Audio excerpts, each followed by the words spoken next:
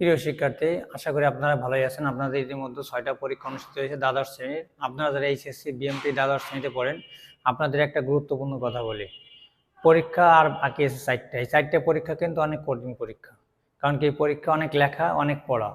তা আপনাদের পরীক্ষা যদি ভালো দিতে চান, আমার সাজেশন প্রথম থেকে শেষ অবধি পড়েন।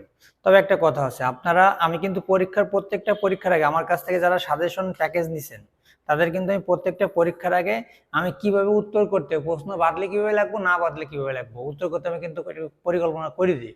গতকাল যেরকম আমি বলছিলাম যে প্রশ্ন কমন আনকমন আসতেই পারে, হাতের 5টা আঙ্গুল সমান না, এটা সবচেয়ে বড়, এটা একটু ছোট, এটা একটু ছোট, এটা বুড়ো, এটা কেন। 5টা প্রশ্ন 5 রকম হবে। একটা প্রশ্ন আমার প্রশ্ন থেকে সব বাদবে, একটা প্রশ্ন একটু কম বাদবে, একটা প্রশ্ন কিছু বাদবে না। কিছু না বাদলে কিভাবে লাগবো, কম বাদলে কিভাবে লাগবো, বেশি বাদলে কিভাবে লাগবো। বেশি বাদলে কিন্তু লেখা কঠিন হয়ে যায়, কোনটা থুয়ে কোনটা লেখবো। আর যদি কম বাদে সেদিন কিন্তু পরীক্ষা ভালো হয়, একটু ব্রেন খাটাই লেখা লাগে। আপনারা আমার কথা বোঝেন যে সর্বশেষ আপনারা পরীক্ষা ভালো যদি দিতে চান, আমার সাজেশনটা পড়বেন।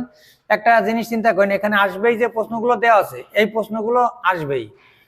তবে আজকে যে অফিস ম্যানেজমেন্ট পরীক্ষা হয়েছে, এই সাজেশন থেকে কিন্তু প্রশ্ন আসবেই, প্রশ্নগুলো আসে নাই। কেন আসে নাই জানেন? কারণ কি গত বছর 25 সালে প্রশ্ন 5টা প্রশ্ন এবার আপনারা অন্তর্ভুক্ত করছে। 25 সালের প্রশ্ন সাধারণত আমাদের পরীক্ষা অন্তর্ভুক্ত হয় না, কিন্তু এবারে পরীক্ষায় দিল কেন আমি এটা বুঝতে পারলাম না। যাই হোক, দিয়ে যেহেতু ফেলছে সেহেতু করার কিছু নাই। আপনাদের পরীক্ষা আগামী দিন ব্যবস্থাপনা, ব্যবসা সংগঠন ব্যবস্থাপনা 2, এখানে যেগুলো আসবেই দেওয়া, আশা করা এখান থেকে আসবে। এই যে 10টা প্রশ্ন, অনেক সাথে শুনে দেখবেন কি একটা অধ্যায় থেকেই 10টা প্রশ্ন হয়েছে। আমি তো টোটালি আপনাদের 10টা প্রশ্ন হয়েছি কয় ভাগে। এই 10টা প্রশ্ন পড়িয়ে দেবেন, প্রশ্ন কমন আসুক আর না আসুক, আপনি প্রশ্ন সব লিখে ঢেলে দিয়ে আসবেন। আরে প্রশ্ন কমন আসছে এরকম কোনো মানে আছে? আপনি প্রশ্ন সব লিখে আসেন, ক্ষয় ভাগে সেভাবে লিখবেন। ক্ষয় ভাগে যেগুলো প্রশ্ন দেওয়া আছে আশা করা যেগুলো পড়বেন এখান থেকে কমন আসবে। যেগুলো আসবেই সেগুলো একটু বেশি গুরুত্ব দিয়ে পড়বেন, যেগুলো আসবেই লেখা নাই সেগুলো একটু কম পড়বেন। তবে প্রশ্ন সব পড়িয়ে দেবেন। স্যার প্রশ্ন কমন আসে না, কি গোড়াটিমি সাজেশন দেন স্যার? এই সাজেশন আমি দিছি, আমি তো প্রশ্ন দিইনি। এই জন্য প্রশ্ন কম বেশি আসতেই পারে, অস্বাভাবিক কিছু নাই।